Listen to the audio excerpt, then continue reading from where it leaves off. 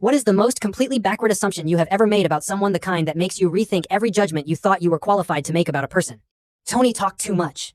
That was the thing everyone in the office knew about Tony, and the thing that defined the experience of being near him in any professional capacity. He talked in meetings when nobody had asked. He talked in the break room when you were clearly eating in the focused silence of someone with 11 minutes and no desire to spend them making conversation. He talked in the elevator, for all 12 floors, rain or shine, Monday or Friday, regardless of whether you made eye contact. The office had a running game where people timed how long you could be near Tony before he mentioned his fantasy football lineup or his mother's lasagna recipe. The record was 4 seconds. But nobody disliked Tony. He was harmless. We were just collectively, consistently tired of him. Therefore, when he got a better offer in March and gave his 2 weeks, nobody was particularly devastated. We threw him a sheet cake farewell in the break room. Tony cried, which surprised everyone, then immediately started telling a story about the last time he cried, which surprised no one. 3 weeks after he left, his replacement was clearing out the inherited desk when she found a notebook tucked under a folder of old meeting printouts in the bottom drawer.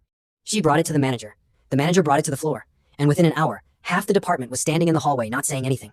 Yeah, it gets better. The notebook had all our names in it, the whole department. Tony's handwriting small, precise, old-fashioned, like it had been taught by someone strict. Next to each name was a list, not a work list. A list of small things Tony had noticed and then quietly, anonymously, done something about. Sandra's son needed new cleats for the spring season.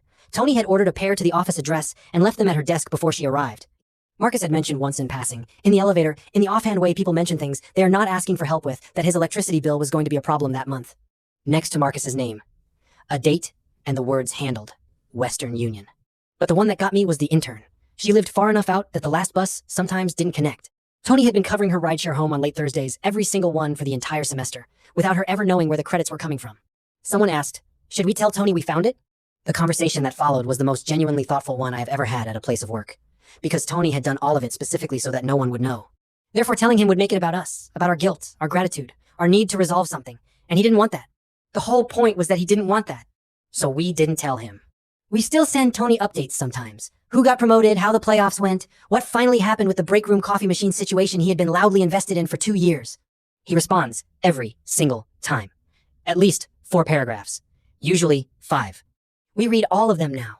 Every single word.